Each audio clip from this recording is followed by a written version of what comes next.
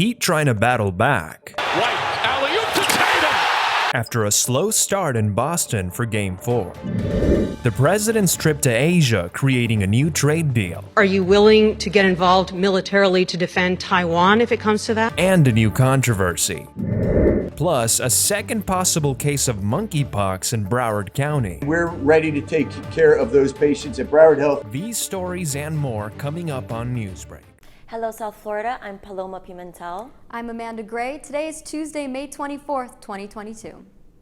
Live from the South Florida Media Network's Biscayne-based studios in North Miami, this is SFMN Newsbreak.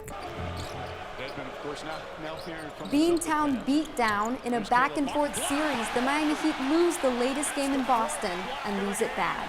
At one point early in the game, Miami was down 18-1, and the 11 first-quarter points the Heat scored was a franchise playoff low. One good thing is that Jimmy Butler was back after missing the second half of Game 3 with injuries. The final score was Miami 82, Boston 102. Jumped out to that lead, and it just that was the story for the rest of the game. We're not making any excuses. They outplayed us tonight for sure. We never could get any kind of grip on the game. With the series now tied 2 games apiece, this best of 7 is now a best of 3, and luckily for the Heat, 2 of those 3 games is at the FTX Arena. Game 5 is tomorrow night here in Miami. The Florida Panthers season is over this morning after Tampa Bay completed the series sweep. The team that had become known as the Comeback Cats couldn't come back in this series or in this game. Last night in Tampa, they were down by a goal late when they pulled the goalie and the Lightning added an empty netter. Final score 2-0. Tampa Bay advances to the Eastern Conference Finals. Turning to health news and the announcement that a second possible case of monkeypox has turned up in Broward County. As the network's Christopher Gomez reports, it's way too early to panic. Just know what symptoms to look for and head to the hospital if you see them. A growing monkeypox outbreak around the world.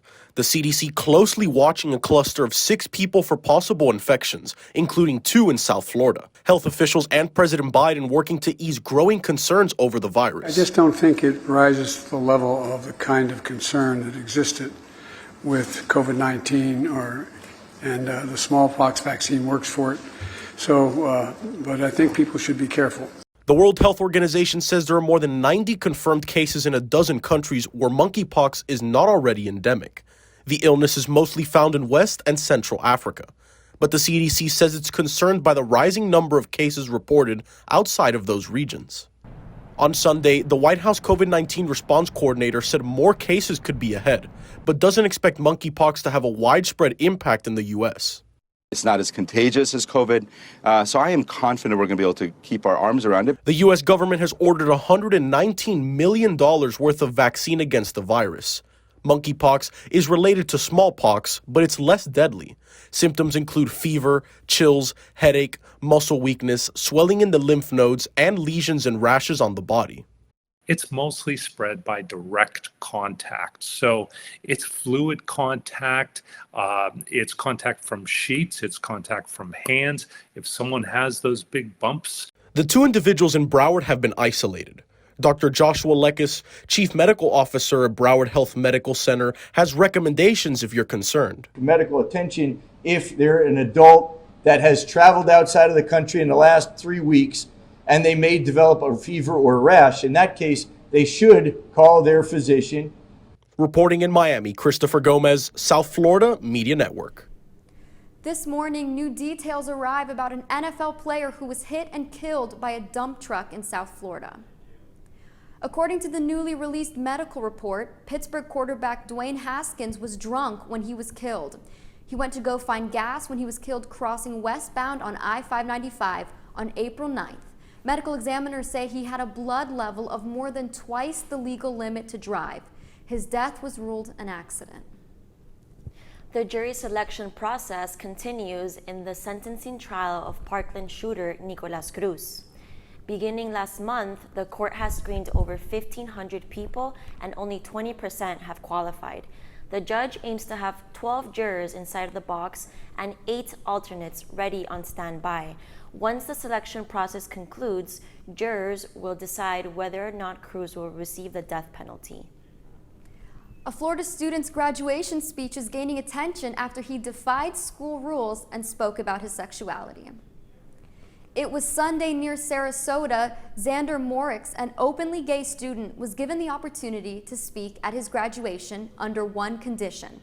He was not allowed to discuss his sexuality at all. Xander was told by administrators that his mic would be cut off if he addressed certain topics, mostly about LGBTQ+ issues. He decided to still get his message across by using creative alternative words, such as swapping out the word gay for curly hair. Tom Edwards, the vice chair of the Sarasota County School Board, was in attendance and expressed his pride for Xander's speech. Those with the most power are coming after those with the least. That's what's important to Xander, social justice. For many LGBTQ students, Xander's speech brought visibility to their graduation day. Air Force One is headed back to the U.S. That's still ahead, and so is the story. It does not mean that China has the ability, the jurisdiction to go in and use force to take over Taiwan. Comments by President Biden during his trip to Asia heating up a war of words between the U.S. and China.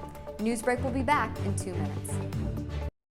If a natural disaster shows up at your doorstep, you can't just turn it away. That's why it's important to prepare for emergencies before they show up. Go to ready.gov/plan to find the tools and tips you need. And make a plan today. Jordan knows he shouldn't eat this entire bowl of nachos, but tonight he's earned that right. Because a few hours ago, in the middle of happy hour, he recognized a sign. Not from the gods or a bolt of lightning, but from a double heart, a kissy face, and a fourth ha in ha ha ha. That's when Jordan knew he was buzzed. So when it was time to go, he got a ride home instead of driving. Be a legend like Jordan.